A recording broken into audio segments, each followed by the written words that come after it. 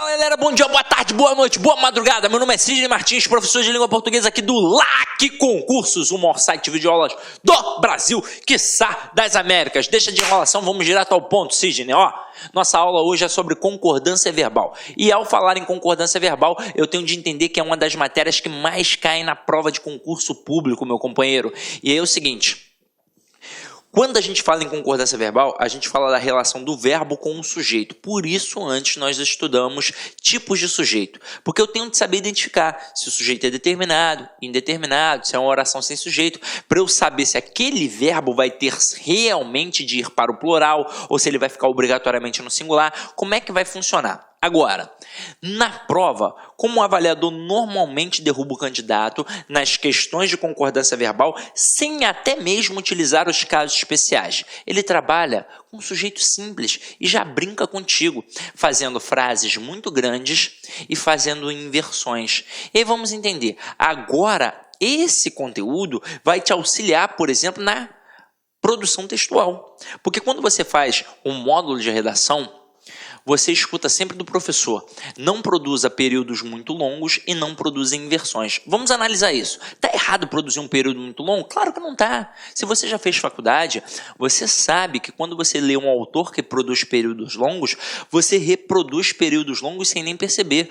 Quando você lê um autor que produz períodos curtos, você reproduz períodos curtos sem nem perceber. Então não está errado. Agora, por que a gente evita na prova do concurso público? Porque você tem de ser objetivo, tem de ser direto.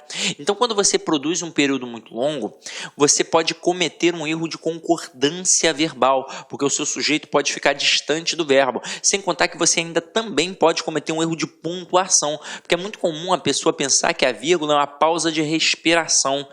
Então está muito grande aqui, eu tenho que tacar uma vírgula, tem que ter uma respiração. E não é assim. Vírgula é processo sintático, eu jamais posso separar o sujeito do verbo através da vírgula. Então, eu vou preferir períodos curtos para não cometer esses dois possíveis erros, nem o de concordância, nem o de sujeito, nem o de pontuação. Até mesmo porque o verbo ele não vai concordar com o sujeito como um todo. Então, por exemplo, o avaliador esperto, ele coloca a frase grande, coloca um sujeito grande, várias palavras no plural e deixa o verbo no plural. E aí a gente embarca, caramba. Tá certo, mas não vai ser com o sujeito todo que o verbo vai concordar. Ele vai concordar com o núcleo do sujeito. E se o cara deixar o núcleo do sujeito no singular, não importa que tenhamos várias palavras no plural dentro desse sujeito. O verbo obrigatoriamente vai ficar no singular. E a inversão? Tá errado produzir um texto com inversão? Claro que não tá. Diversos textos maravilhosos têm inversões.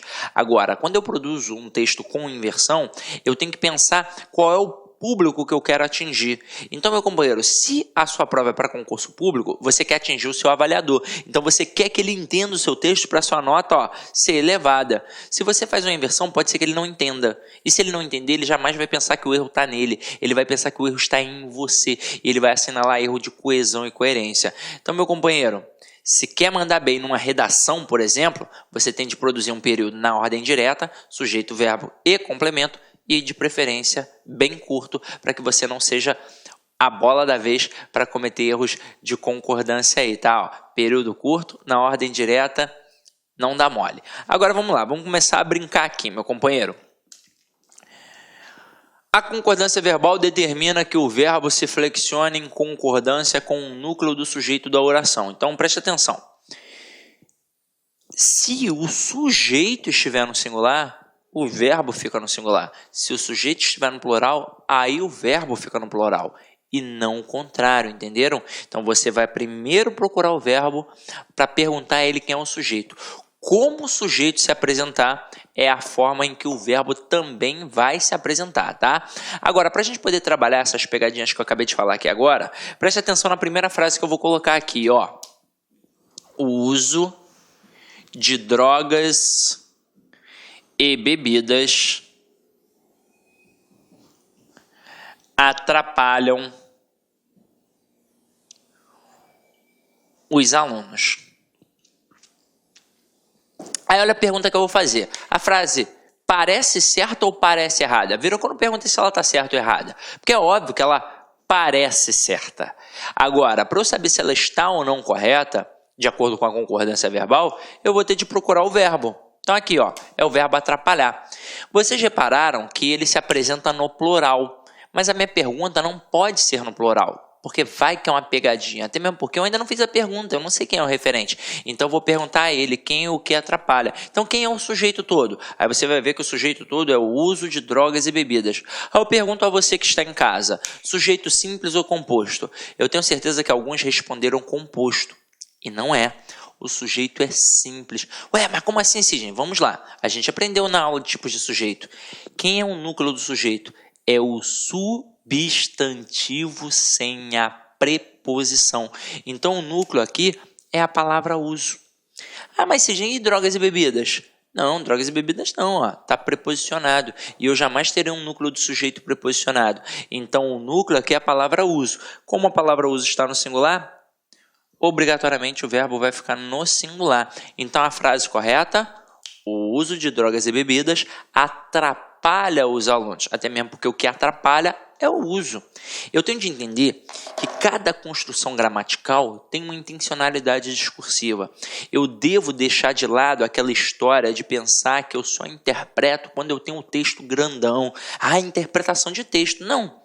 Você está interpretando sempre na análise gramatical e na análise sintática, porque tudo tem uma intencionalidade. Se a minha intenção, por exemplo, fosse dizer que as drogas e as bebidas sempre atrapalham os alunos, eu colocaria, ó, drogas e bebidas atrapalham os alunos. O sujeito seria composto e o verbo obrigatoriamente ficaria no plural. E a intenção seria esta, dizer que as drogas e as bebidas atrapalham em qualquer situação. Mas a minha intenção não foi essa. A minha intenção foi dizer que apenas o uso atrapalha. Porque por mais que tenhamos, por exemplo, a gente está numa faculdade, sei lá, o FRJ. Aí tem ali, não vou falar o prédio não, que aí vão falar que eu tô de sacanagem, né? Então vamos lá. O prédio de letra, né? Onde eu estudei. Então vamos lá. Tem ali uma porrada de cocaína, uma porrada de maconha, uma porrada de, sei lá, heroína, de loló, desirê, esse tipo de coisa, né? Esse é nome de droga aí. Aí, eu uso. Pô, se eu uso, vai me atrapalhar, caramba.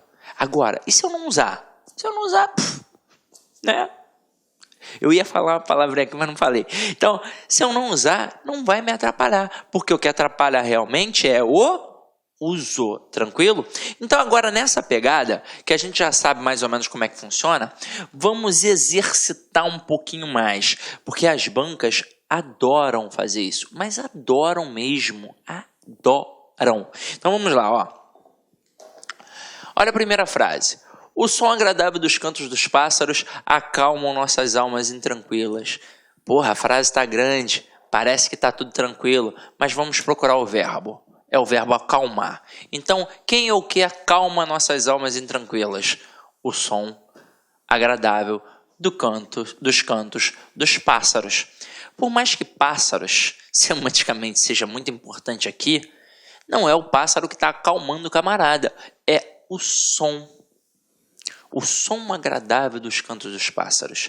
Então, como a palavra som é um núcleo, está no singular, o verbo tem de ficar no singular. Então, o som agradável dos cantos dos pássaros acalma nossas almas intranquilas.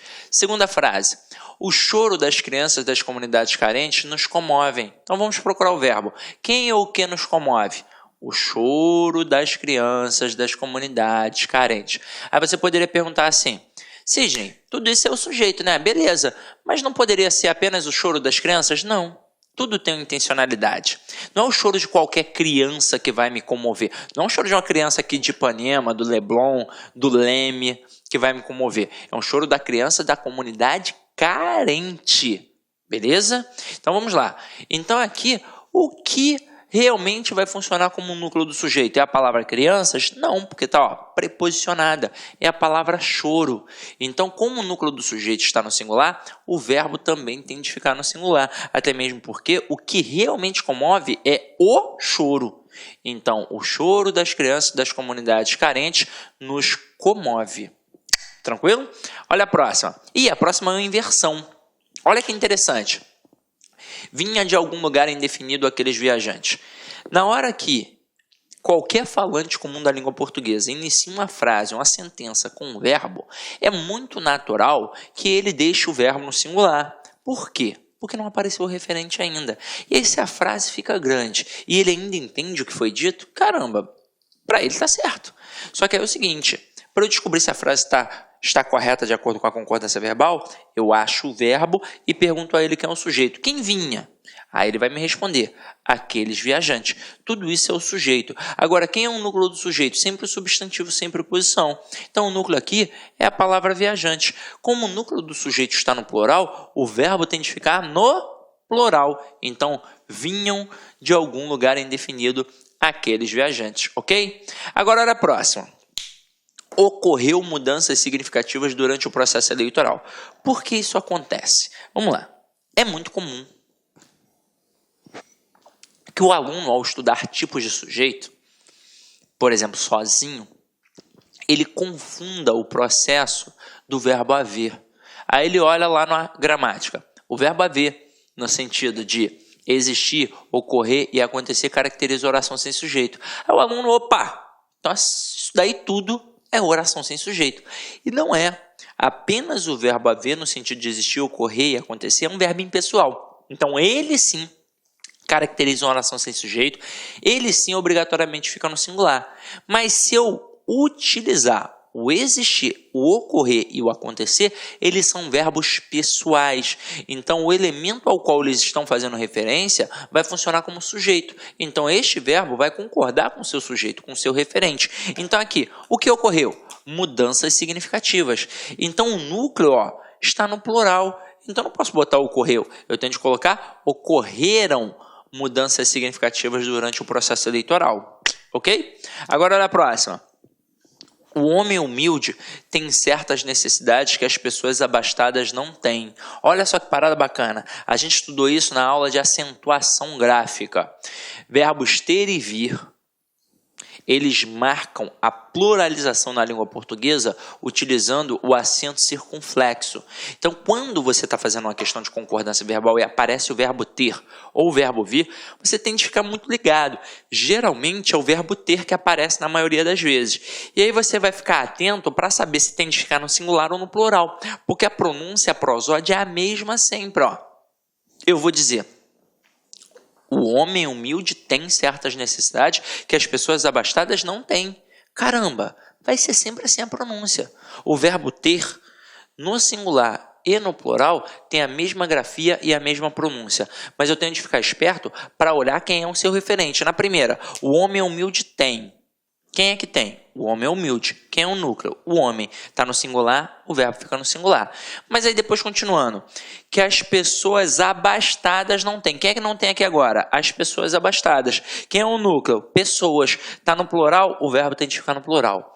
E eu não posso deixar um verbo no plural igual um verbo no singular. O que eu vou fazer? Eu vou marcar com acento circunflexo. Então eu vou colocar aqui o acento circunflexo para mostrar que o verbo está no plural. Assim como aprendemos lá na aula de acentuação gráfica. Agora aqui, as crianças da cidade grande se mantêm alheias a tudo. Poxa, parece tudo corretinho. Que verbo a gente usou ali agora? O verbo manter, que é derivado do verbo ter. Então, o processo é similar. Só que agora é o seguinte, o mantém aqui apareceu com acento. Mas o que eu disse? Quem marca a pluralização na língua portuguesa é o acento circunflexo e não o acento agudo. Ali tem um acento obrigatório por uma das regras principais de acentuação gráfica. Afinal de contas, mantém é uma oxítona terminada em AM, então tem de ter o acento. Mas como foi o acento agudo, é singular. Até mesmo porque, para eu colocar no plural, eu tenho que colocar o acento circunflexo. Se eu tivesse colocado a criança da cidade grande se mantém, ok, certinho, porque acento agudo é só um pauzinho, é singular. Mas a partir do momento que eu tenho de colocar no plural, eu vou colocar o acento circunflexo, que são 2 pauzinhos, e aí marco o plural. Tranquilo? Então, a pronúncia é a mesma. O que diferenciou? O acento circunflexo para marcar a pluralização. Então, essa parte a gente já eliminou. A dica que eu te dou é ficar sempre ligado. Está fazendo uma questão de concordância verbal, meu companheiro? Você tem de ficar atento no verbo. Fique atento ao verbo. Essa é a verdade. Olá, meus amigos! E aí, galera? Gostou da aula do professor? Quer continuar assistindo essa videoaula? Aliás, quer fazer o nosso curso super competitivo, completaço da Universidade Federal de Tocantins 2016? Então acesse nosso site, laconcurso.com.br. Esse curso completaço custa apenas 10 mensalidades de R$20. São 116 aulas e mais de 125 horas já disponíveis. E papo reto, aqui você tem um personal coach. Personal significa pessoal e coach significa treinador. Tá certo, galera? Então espero vocês. Pode acessar o site lá, baixar esse material aqui, inclusive, e fazer a sua matrícula, que você vai ficar muito contente com a nossa prestação de serviços, ok? Forte abraço, tchau, tchau. Clique lá.